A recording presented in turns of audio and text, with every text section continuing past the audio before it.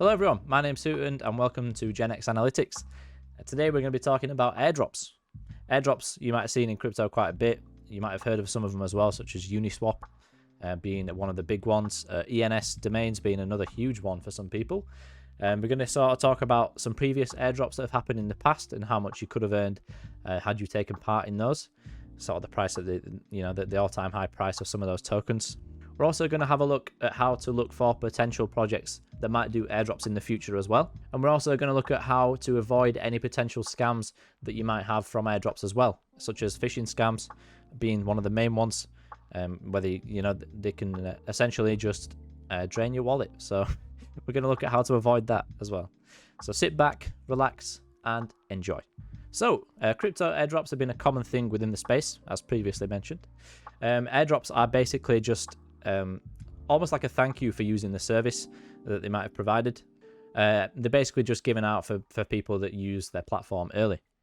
Airdrops can be extremely profitable, and some of them are quite easy to be eligible for as well. Some airdrops can be received by simply using their platform. Other airdrops might require you to complete specific tasks, such as liking a post, maybe retweeting a post, following them on social media accounts, subscribing to YouTube, something like that.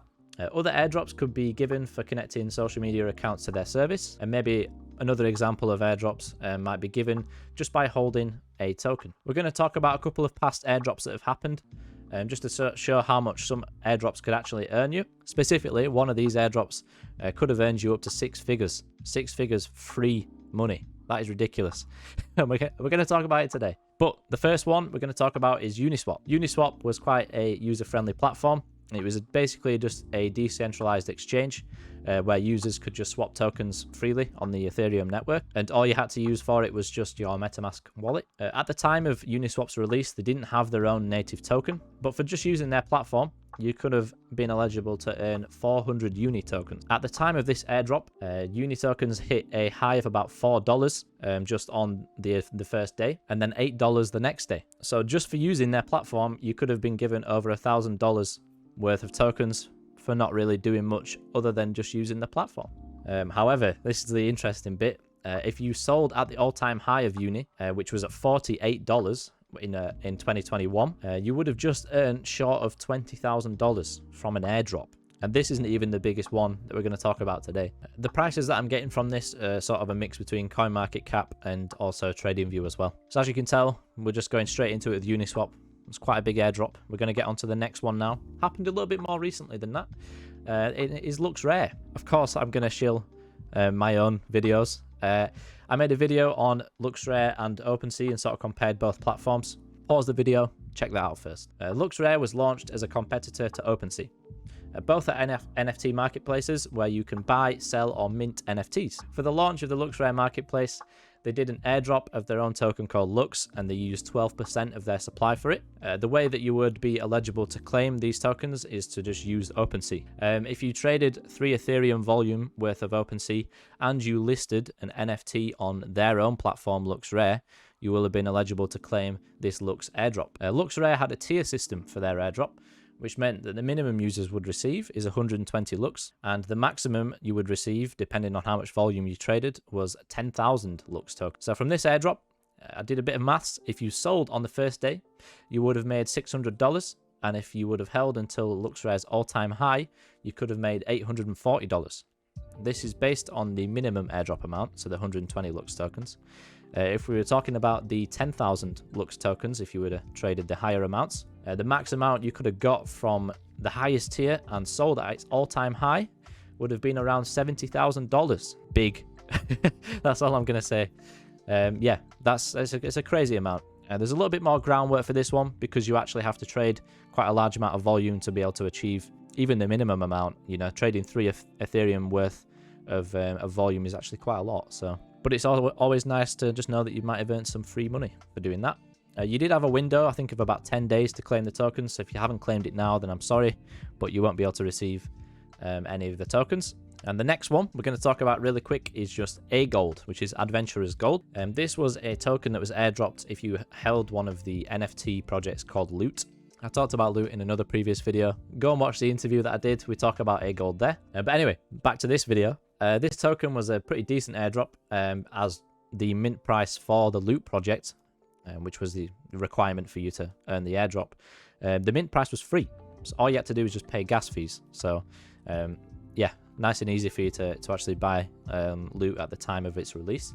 Each loot NFT that you held entitled you to 10,000 gold tokens, adventurous gold tokens. If you sold on the first day, then you could have got over $10,000 per NFT that you held. The all-time high of its token was $7.50-ish, meaning that holding one loot NFT that was free to mint would have earned you $75,000 if you'd have sold at all-time high. Obviously, we're sort of looking back, hindsight. You're never going to catch the top or catch the bottom most of the time, but we're just sort of using it for entertainment purposes. $75,000 for a free mint. Nice. The next project we're going to talk about is ENS. Now, this is the one that could have earned you 6 figures from an airdrop. So we're going to talk a little bit more about this. ENS Domains was another platform that rewarded users just for using their own service. ENS Domains basically just enabled people to link their wallet to a domain address. So instead of having just your usual, OXF and then a bunch of numbers and characters, you could just have almost like a website name. So for example, hooten.eth you could have had. So it just makes sort of reading addresses a lot easier. These could be bought and sold on secondary marketplaces like OpenSea. If users had just bought an ENS domain on the secondary marketplace or just on their website during the actual snapshot, then you would have been eligible to claim the ENS airdrop. The way that they actually calculated this airdrop is a little bit different. They calculated it based on how long you held the .eth domain for, whether it's your primary domain, and also how many you have. Put it this way, what you could have done is each wallet that you own, you could have bought a separate ENS domain for. You could have bought it for like a span of, say, 10 years, and you would have earned a lot of ENS tokens for doing that. And I know some people that had managed to achieve it. The lower tier participants earned around 200 ENS tokens, and the most active users earned around 1,000 ENS tokens. The price of ENS on its release was $26 according to CoinMarketCap, and it reached an all-time high of $85 shortly after. This means that if you were the lowest tier participant, you would have earned around $5,000 on release, and if you'd have sold at its all-time high, you would have earned about $17,000.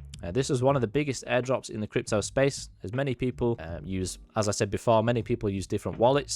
And so you might want to buy an ENS domain name for each wallet, which would enable you to more airdrops, and sort of the list goes on for that sort of thing. The last airdrop that we're just sort of going to quickly gloss over because it is one that happened recently. So if you are using this particular platform, then you might have got an airdrop from it. And it's Magic Eden. If you're interested in Solana NFTs, then you will have most likely used Magic Eden before. They released their own airdrop over the last week or two, and all the users had to do was just simply link their Discord and an email address to one of their accounts, and that's all you had to do. You just had to verify that, and you will have been eligible to receive an NFT airdrop, which is slightly different to what we've seen previously. This NFT basically just means that you've gained entry to their DAO, where the community can vote on different decisions that get made. The way that they did this is they had 3 different tiers. You got different tiers depending on how long you've been on the platform for. So I think if you were on the platform from its release, then you would have got the highest tier, which sold for quite a lot on the secondary marketplace. But if you're like me, only got into NFTs recently on Solana, then you would have got just the normal NFT pass. And the normal NFT pass sold for around 2 Sol at the time of its release, and it's now down to about 0.2 Sol. So relatively smaller airdrop, but I thought I'd mention it just because it's a different type of airdrop. Rather than it being a token, it's an NFT. All right, so that's basically just going over all the previous airdrops that have happened and how much you could have earned from taking part in these. And now we're going to talk about how to look for potential airdrops in the future. So a good way to look for potential airdrops in the future is to look at already established projects that don't have a token yet. A good example of this is MetaMask. MetaMask is a wallet that you most likely will have used if you're planning on using pretty much any ecosystem. You can use Ethereum, Binance Smart Chain, Polygon, Arbitrum, Avalanche. I think, oh god, I don't even know how many more, but there is a lot. So yeah, so MetaMask is just widely used by a lot of people already, but they don't have a token yet. A token was maybe hinted already by one of the founders of MetaMask. I think they said in a Twitter post that they just said in one of their posts when token.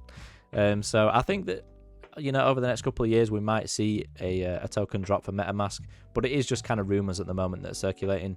I don't think I've seen anything since that Twitter post of when token. The best way to make sure that you're eligible for maybe a potential airdrop for MetaMask is just to use the services that they've got. They do have a token swap feature, which I don't think is that popular. Not many people use it, but I would recommend just making 1 or 2 swaps on the MetaMask wallet just over the year, just to make sure that if they do have a token airdrop, that you've used all the services that they provide, just to give you the highest chance of potentially receiving an airdrop.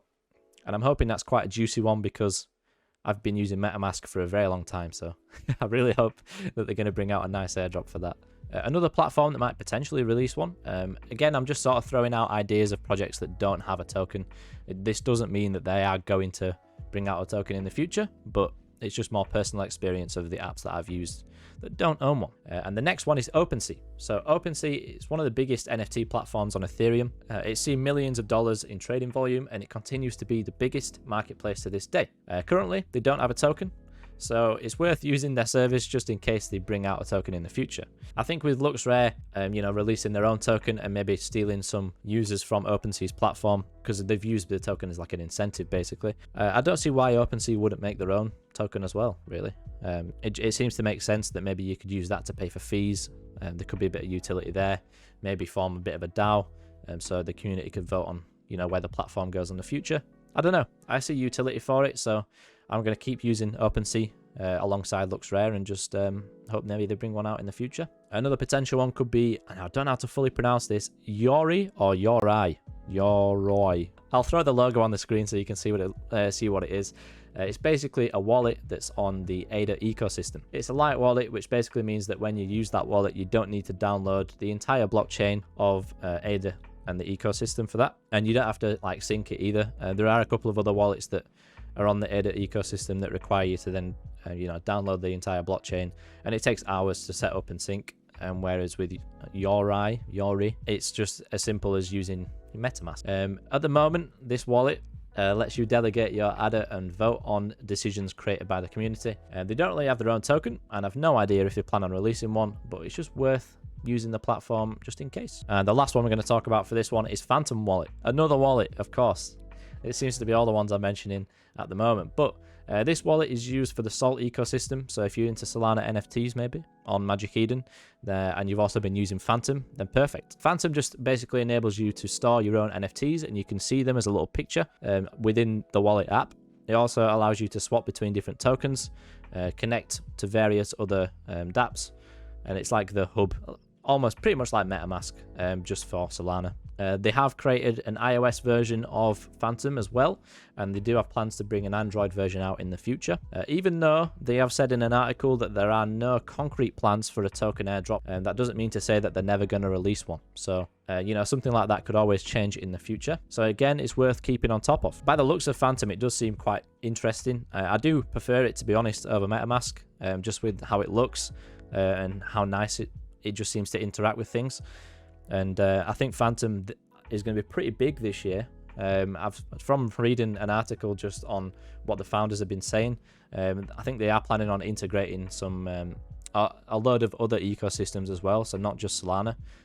So it's looking like it will end up being, in the future, a competitor to MetaMask. So it's worth just having a look at it. I'm not sponsored by any of these projects that I'm talking about today, of course, and none of this is also financial advice. I'm just throwing out, ideas, educational, entertainment purposes only. The last sort of thing that we're going to touch on today is just how to avoid scam airdrops. All this talk of airdrops might be getting you to just look through your wallets to see if you have any tokens airdrop to you. But stop right there and just let me talk to you about a couple of the risks that might be involved when you're looking at airdrops. You have to be very careful when it comes to interacting with different websites, when it comes to claiming airdrops, especially phishing websites. You'll get some phishing websites where you click on this claim airdrop button. It's basically just a fake button, and you might approve the transaction without looking, and your wallet will get drained. So you just have to make sure that you are on the official websites for some of these projects that you might be claiming for. But another thing is that when you are going through your wallet, a good example I'm going to use is with my Binance Smart Chain wallet. I think I've got about 89 tokens in there or something stupid like that. And I know maybe 5% of those tokens. I don't know where the rest have come from. So the majority of those are going to be scams. and you might have a similar kind of look in your own wallet as well. The best thing to do when you see all these different tokens in your wallet that you don't recognize is just to completely ignore them. Don't touch them. Don't look at the websites or anything like that. If you don't recognize where it's from, don't bother touching it. I think with airdrops, it's quite risky sometimes, especially when you're going through your wallet, just because you never know where some of those tokens have come from. So that's why I just say it's best to avoid. I suppose one last thing is that we'll just use an example of MetaMask. If MetaMask does release a token in the future, just make sure that you click on the official links that are posted by the team, whether it's on the social media or something like that. And just when it comes to the website, just make sure that you're on the official website when you are collecting some of these tokens. That's going to be it for this video. I hope you enjoyed. If you did enjoy, of course, you've got to do all the usual stuff. Leave a like. Comment on some airdrops that you might have received in the past. Maybe some airdrops that you're potentially looking at for the future. Share it with us, guys. I'd like to know. The only airdrop I've actually received is the Magic Eden one. I've missed every other airdrop, so I've not had too much luck when it comes to it. But anyway, I'm going to stop rambling. I hope you enjoyed. Like, subscribe, comment, and I'll see you in the next video. And goodbye.